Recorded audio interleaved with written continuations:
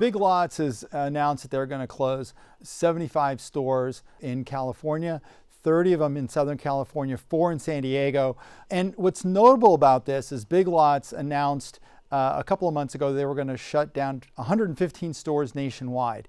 That number has since ballooned to 315. Now, to put it in context, last month's retail report, the June retail report, retail sales were pretty solid. They were consistent month over month with May. May was revised upward, so consumers are still spending. Underlying these numbers and why these dollar stores are having problems is that in retail, the people who are impacted the most are lower and lower middle income consumers. These are the core shoppers at Big Lots. This is also impacting a lot of supermarkets and big box retailers like Target and Walmart. They're pressuring manufacturers to provide bigger discounts for all consumers. And in fact, if you look at what the last round of earnings reports from companies like Procter & Gamble and PepsiCo, both said their consumers are maxed out. And when they're maxed out, that means that we saw profitability increases because both Pepsi and Procter & Gamble have taken price increases over the last couple of years, but overall sales volume slightly declined, which means we're at a point where the rate of increase on retail spend has been very low. That's been the one bright spot in the inflation numbers.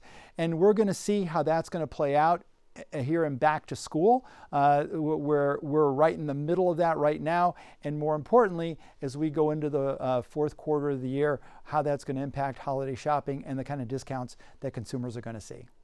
You know, Costco has over $4.6 billion of its overall revenue numbers attributable to membership cards. They have 128 million members, and what they've been seeing over the last couple of years has been a steady increase in people sharing their membership with others. And Costco uses that revenue to not only offset expenses, but make prices more attractive for consumers.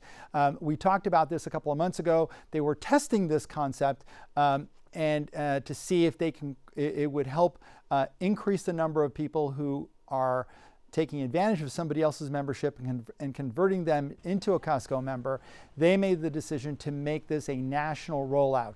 And so the way it works is that there'll be scanners at the entryway. People will scan their cards. It'll match their photo with their membership, and then they'll be allowed to enter. If someone does not have a photograph on their membership card, they'll be directed to take a photo and then aligning that.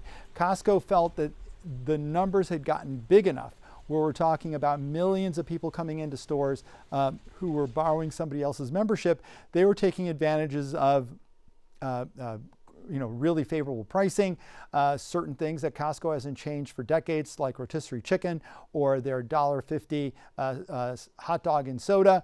And so this is a major deal. And people who actually, the fees to be a Costco member are not that high, and Costco has, even on top of scanning these membership cards, has increased the fees of their membership. So their core membership is increasing $5 to $65. Their executive membership, which is connected with a rebate, is going up from $120 to $130.